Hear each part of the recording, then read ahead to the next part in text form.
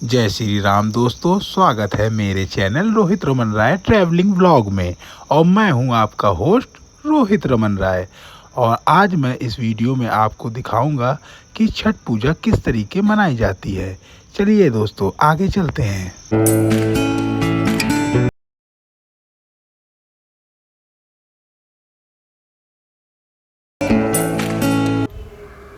हर वर्ष कार्तिक मास के शुक्ल पक्ष की षष्ठी तिथि को आस्था का महापर्व छठ मनाया जाता है। इस वर्ष 19 और 20 सितंबर को छठ पूजा है। 4 दिवसीय छठ पूजा की शुरुआत नहाय खाए के दिन से होती है। इसके अगले दिन खरना मनाया जाता है। कार्तिक माह के शुक्ल पक्ष की षष्ठी तिथि को डूबते सूर्य को अर्घ दिया जाता है। इसके अगले दिन उगते सूर्य देव को अर्घ दिया जाता है। धार्मिक मान्यता है कि छठ पूजा करने से सुख और सौभाग्य में वृद्धि होती है, साथ ही जीवन में व्याप्त सभी प्रकार के दुख और संकट दूर हो जाते हैं। इस व्रत के पुण्य प्रताप से तेजस्वी, ओजस्वी और मेधावी पुत्र की प्राप्ति होती है। वर्तमान समय में यह पर्व देश दुनिया में धूमधाम से मनाया जाता है। आइए लोक आस्था के महापर्व छठ पूजा की पौराणिक कथा और धार्मिक महत्व को जानते हैं। वर्तमान समय में छठ पूजा की कई पौराणिक कथाएं प्रचलन में हैं। हालांकि शास्त्रों की माने तो त्रेता काल से छठ पूजा मनाई जाती है। इसका उल्लेख शास्त्रों में निहित है। कथा के अनुसार त्रेता युग में मिथिला नरेश जनक की ख्याति दुनिया भर में फैल गई थी। राजा कर्म से क्षत्रिय थे किंतु धर्म से ब्राह्मण थे। आसान शब्दों में कहें तो पंडितों का मानना था कि कोई नृप कैसे महान पंडित हो सकता है। हालांकि धर्म पंडित यह भूल गए थे कि जगत जननी आदि शक्ति माँ दुर्गा स्वयं सीता रूप में जनक राजा की पुत्री थी। इसके बावजूद उन्होंने राजा जनक को शास्त्र की चुनौतियां दी।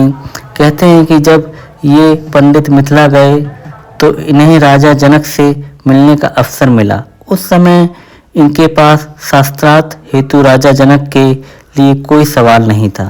धर्म पंडितों ने राजा जनक से शिष्टाचार मुलाकात की।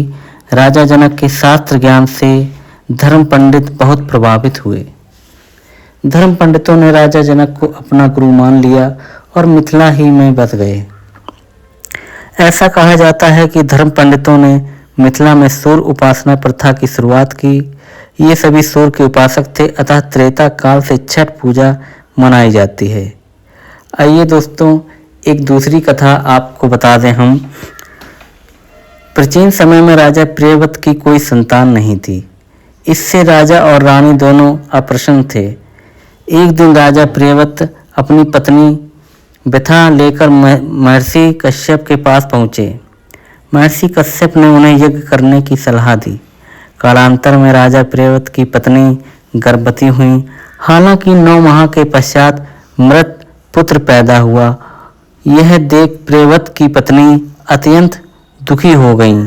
विधि के विधान को मान राजा प्रियव्रत संतान के साथ स्वयं भी पंचत्व में विलीन होने की सोचने लगे। उसी समय एक देवी प्रकट होकर बोली, मैं मानस पुत्री देवसेना हूँ। आप मेरी पूजा करो और अन्य को भी छठ पूजा करने की सलाह दें।